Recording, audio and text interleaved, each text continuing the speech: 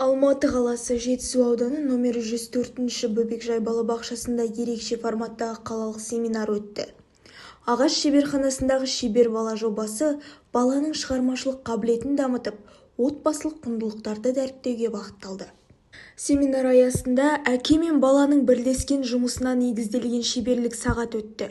Бүлдіршіндер әкелерімен бірге ағаштан бұйым жасап, еңбекке баулудың тамаша үлгісін көрсетті. Шебердің қол ортақ атты ұйымдастырылған оқу іс-әрекеті балалардың ойлау қабілетін дамытып, қол үйлесімділігі мен назарын шоғырландыруға ықпал етті.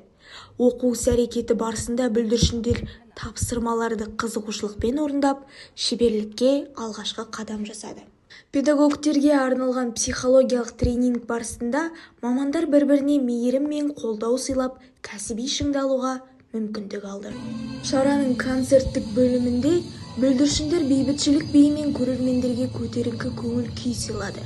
Көк байрағым атты хор патриоттық рухтың биік үлгісі болды. Іс-шараның жоғарғы деңгейде өтуіне балабақша меңгерушісі Мариамкүл Мамын қызы мен әдіскер Әйгерім Алтаевнаның бастамашылдығы, ұжымның ұйымшылдығы мен шығармашылығы үлкен сеп болды.